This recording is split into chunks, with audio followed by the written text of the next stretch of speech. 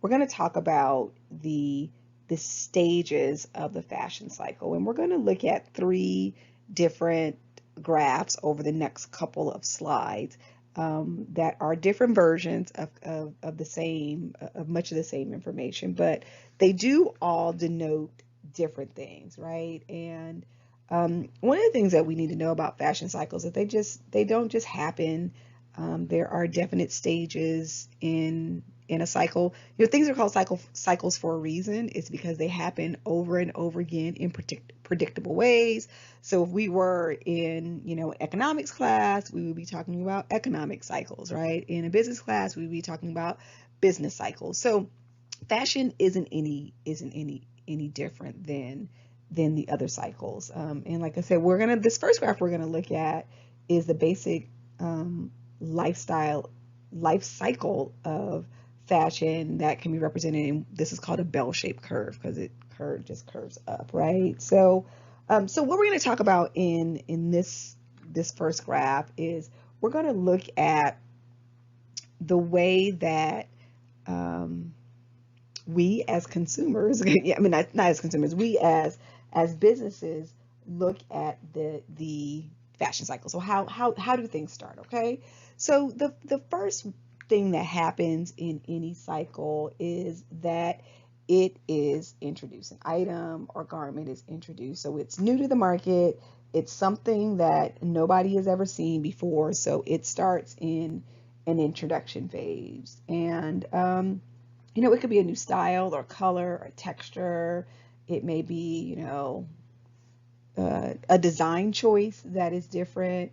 And in all honesty, most new styles are introduced at higher price, a higher price point and higher price merchandise, and then it moves along the cycle to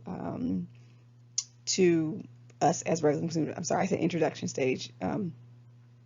It also was known as the innovation stage, right, for the higher end garments. And then it moves on to the next stage, which is, mass acceptance, right? That culmination when, everybody wants it. It's something that oftentimes this is where things that are trends become classics, and it just settles into pretty uniform sales patterns, right? So when we talked about athleisure a little bit earlier, athleisure is one of the things that was in the innovation stage, which had risen with a handful of high-end vendors. If we look at even though they existed at lower price points, if we look at the Lululemons of the world, and now it's mass, it's generally accepted that you can wear athleisure almost everywhere, right?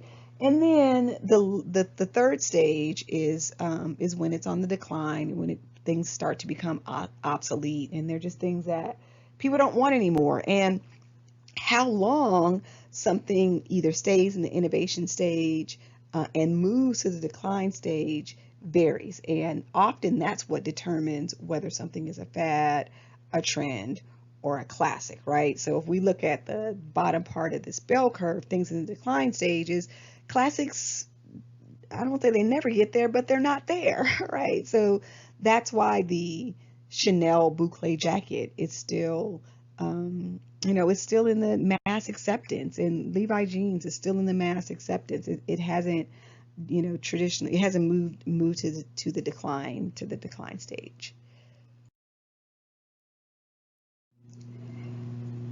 So us as consumers, we play a key factor in these stages, right? So if you look at the graph this time, you'll see two lines at the bottom. You'll see the blue line represents the consumer use cycle, so how long an item may be out in the market, right?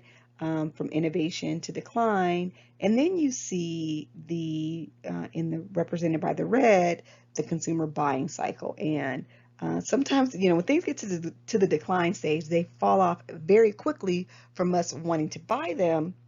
However, the use cycle is a little bit longer. So the use cycle, we have them in our closet, they're already on order with the retailer, with the vendor, so they still are in the, you can't see my air quotes, in the use, in the use category, but there are, two curves, and they have a direct relation to one another. And the sweet spot is where the two curves meet, right? That's where retailers want to be. They want to be in the spot where consumers want it and they have it, right? They hate that chasm between the consumer buying cycle and the consumer use cycle. They want to make sure that um, that if they have it, that it's something that we still want, right? So, in fashion, there just are ups and downs and stops and starts, and the normal flow of fashion is in a cycle. That's why we're going to look at one more. We're going to look at one more graph on the next slide. It is in cycles, and really, it's unpredictable, right? There are the cycles, even though we know that they're going to be innovation, culmination, decline, right? So introduction, mass acceptance, and when people don't want it anymore, that obsolescence, it's not predictable. It's not predictable to retailers, and that is the part that is really rough, right? So again, if we look at where we are look at where our economy is because of COVID, this widespread mass job loss has affected the consumer buying cycle, right? So we literally had months, well, we still are, we had months of quarantine, we had months of stores not even being able to be open, and they had things in their cycle, right, already ready for us to buy, and then our buying cycle changed, right? So I was fortunate enough that I wasn't unemployed, but what I bought changed since I wasn't going out. I didn't buy lashes. I had to buy lashes for like 2 months because I had a stash, right? I definitely moved towards buying more athleisure or relaxing, at home, and you can't see my air quotes, at home type clothing than, things that I would normally be wearing for, to have my lectures with you guys face to face in class. So there are breaks in the cycle, and it is unpredictable because fashion is tied to our, like we talked about at the beginning, it's tied to our economic, our political, it's tied to what's happening in society. Last graph of the fashion cycle, and this one is different because this graph, the other ones did too, but this graph specifically shows sales across time, and it looks at items that are fad. So you see that bell curve on a fad, it peaks really quickly and then it drops off, right? And then if you look at a seasonal staple, so something that is purchased based on the season, so swimsuits or flip-flops or winter coats or wool sweaters, right? They have this kind of curvy line, right? And then we see the thing that's a flop, right? In merchandise and retail buying, we call it a dog, right? It was horrible. It was a dog. It came in, we need to get rid of it, right? So a flop, right? So, you know, and it's not on this. There's not a graph for it. But if we were to look at a classic, a classic would have kind of just like a straight line across time. So right. So if we use Levi, if we were to use Levi as an example, Levi would have a pretty stable straight line across time. They may have some minor dips in sales, but they would have a pretty stable line. But the other stage is how things fluctuate across time. And your discussion board this week, you're going to be looking at silhouette and this graph for fashion cycle and how things fluctuate across time. And again, if we look at these graphs, right, some of these fashions, have, long and short run. So obviously a fad is going to have what's known as a short run, where it just doesn't take a lot of time for people to grasp onto the thing, use it, and then be done with it forever. And then, some long run fashions take more seasons to complete. So again, I'm going to use athleisure. Athleisure started low, it got to a high point, and then it's been kind of up and down since. It's more up now again because COVID has us at home. Um, it's more up now. So again, so there are three major stages of the fashion cycle, right? So one is just the fashion cycle as a whole. We talked about that 2 slides ago. Next is, fashion cycles, buying and uses for consumers.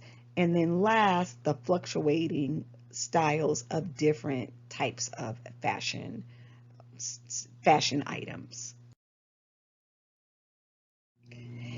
In this portion of the lecture, we've covered a handful, we've covered the majority of what we're going to talk about, this week, right? So we've talked about just the nature of fashion. We've talked a little bit about some of the misconceptions. You have some key terminology that you should know.